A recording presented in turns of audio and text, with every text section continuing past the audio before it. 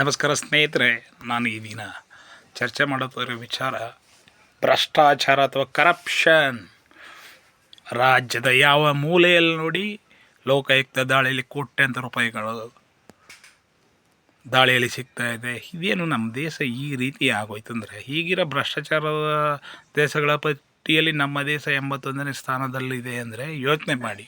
ಭ್ರಷ್ಟಾಚಾರ ಯಾವ ರೀತಿ ಮಿತಿ ಮೀರಿ ಹೋಗಿದೆ. ಎಲ್ಲೆಂದರಲ್ಲಿ ಭ್ರಷ್ಟಾಚಾರ. ಸರ್ಕಾರದ ಅನುದಾನಗಳೆಲ್ಲ ಭ್ರಷ್ಟಾಚಾರಕ್ಕೆ ಹೋಗ್ತದೆ. ಇದರ ವಿರುದ್ಧ ನಾವು ಏನಪ್ಪ ಮಾಡಬೇಕು?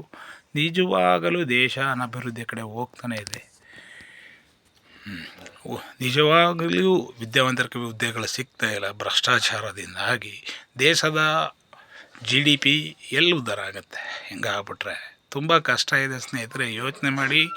ಭ್ರಷ್ಟಾಚಾರದ ವಿರುದ್ಧ ನಾವುಗಳೆಲ್ಲ ಒಂದಾಗಿ ಹೋರಾಡಲೇಬೇಕು. ಖಂಡಿತವಾಗಲೂ ಹಣದುಬ್ಬರ ಜಾಸ್ತಿ ಆಗುತ್ತೆ. ಶ್ರೀಮಂತನಾಗೇ ಇರ್ತಾನೆ, ಬಡವನಾಗೇ ಇರ್ತಾನೆ. ಇದರ ವಿರುದ್ಧ ಹೋರಾಟ ಮಾಡಲು ಜನರಲ್ಲಿ ಶಕ್ತಿನೇ ಇಲ್ಲವೇ? ನೈತಿಕತೆಯೇ ಇಲ್ಲವೇ? ನಾವು ಆರಿಸುವ ಶಾಸಕರು ಯಾರೇ ಆಗಲಿ ಆದಷ್ಟು ಕಡಿಮೆ ಭ್ರಷ್ಟಾಚಾರನ ಅಥವಾ ಉತ್ತಮ ವ್ಯಕ್ತಿತ್ವ ಉಳ್ಳವರ ಭ್ರಷ್ಟಾಚಾರದಕ್ಕೆ ಆಸ್ಪದ ಕೊಡದೇ ಇರೋಂಥ ವ್ಯಕ್ತಿಯನ್ನು ನಾವು ಮತದಾನ ಮುಖಾಂತರ ಆರಿಸಬೇಕು. ಇಲ್ಲದಿದ್ದರೆ ನಮ್ಮ ದೇಶದಲ್ಲಿ ಭ್ರಷ್ಟಾಚಾರ ಅತಿಯಾಗುತ್ತೆ. ಬಡವರಿಗೆ ಉಳಿಗಾಲನೇ ಇಲ್ಲ. ಯೋಚನೆ ಮಾಡಿ ಸ್ನೇಹಿತರೆ, ಇದು ನನ್ನೊಬ್ಬನ ಆಸೆಲ್ಲ. ಸುಮಾರು ಕಡೆ ನಾವು ಕೇಳಿ ಕೇಳಿ ಕೇಳಿ ಸಾಕಾಗುತ್ತೆ. ವಿದ್ಯಾವಂತರಾಗಿ ನಾವು ಏನನ್ನ ಮಾಡ್ತಾಯಿದ್ದೀಯಪ್ಪ? ಕೇವಲ 10, 20, 50 ಓಟಿನ ಆಸೆಗೆ ನಮ್ಮ ಓಟನ್ನು ನಾವು ಮಾರ್ಕೊಂಡು ದೇಶದಲ್ಲಿ ಈ ರೀತಿ ಭ್ರಷ್ಟಾಚಾರ ಆದರೆ ಬಡವರು ಎಲ್ಲಿಗೆ ಹೋಗ್ಬೇಕು? ಸಮಾಜ ಉದ್ಧಾರ ಹೆಂಗಾಗುತ್ತೆ ಹೇಳಿ? By the people, of the people, for the people ಅಂತಿದೆ. ಈಗೇನಿದೆ ಬೈ ದ ಮನಿ ಹೋಲ್ಡರ್ಸ್ ಓನ್ಲಿಗೆ ಮಾತ್ರ ನ್ಯಾಯಗಳು ಅನ್ನೋ ರೀತಿ ಆಗ್ಬಿಟ್ಟಿದೆ. ದಯವಿಟ್ಟು ಯೋಚನೆ ಮಾಡಿ. ಈ ಭ್ರಷ್ಟಾಚಾರವನ್ನು ನಿರ್ಮೂಲನೆ ಮಾಡಬೇಕು. ನಾವೆಲ್ಲ ಒಗ್ಗಟ್ಟಾಗಿ ಹೋರಾಡಬೇಕು.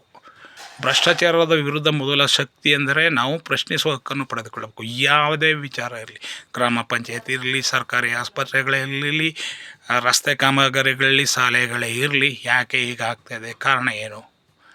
ಈಗ ನೋಡಿ, ಎಲ್ಲ ಕಡೆ ಬರೀ ರಸ್ತೆ ಕಾಮಗಾರಿನೇ ನಡೀತಾ ಇದೆ. ಅಲ್ಲಿ ನಡೀತಿರೋ ಭ್ರಷ್ಟ ನೈಟೇ ಮಾಡ್ತಾಯಿದ್ದಾರೆ. ಸಿಕ್ಕಾಬಟ್ಟೆ ಧೂಳು, ಕೇಳೋಕ್ಕಾಗಲ್ಲ, ಕೇಳಿದ್ರೆ ಜಗಳ. ಇದಕ್ಕೆಲ್ಲ ಕಾರಣ ಏನು? ಕರಪ್ಷನ್. ಹೀಗಾಗಿ ನಮ್ಮ ದೇಶ, ನಮ್ಮ ಸಂವಿಧಾನ ತಜ್ಞರು ಅಥವಾ ಕಾನೂನು ಪಂಡಿತರು ಭ್ರಷ್ಟಾಚಾರದ ವಿರುದ್ಧ ಒಂದು ಅತ್ಯುತ್ತಮವಾದ ಬಿಗಿಯಾದ ಕಾನೂನನ್ನು ತೆಗೆದು ತರಬೇಕು. ಇಲ್ಲದಿದ್ದರೆ ಆ ಭ್ರಷ್ಟಾಚಾರ ಕಂಡು ಬಂದರೆ ಅಂಥ ವ್ಯಕ್ತಿಯನ್ನು ಕೆಲಸದಿಂದನೇ ತೆಗೆಯುವಂಥ ವ್ಯವಸ್ಥೆಗಳಾದಾಗ ಮಾತ್ರ ದೇಶ ಮತ್ತು ರಾಜ್ಯ ಅಭಿವೃದ್ಧಿಯ ಕಡೆ ಹೋಗುತ್ತದೆ. ದಯವಿಟ್ಟು ಯೋಚನೆ ಮಾಡಿ ಸ್ನೇಹಿತರೆ. ಇದು ನನ್ನ ಅಭಿಪ್ರಾಯ. ನಿಮಗೆ ಇಷ್ಟವಾದರೆ ಲೈಕ್ ಮಾಡಿ, ಶೇರ್ ಮಾಡಿ. Thank you.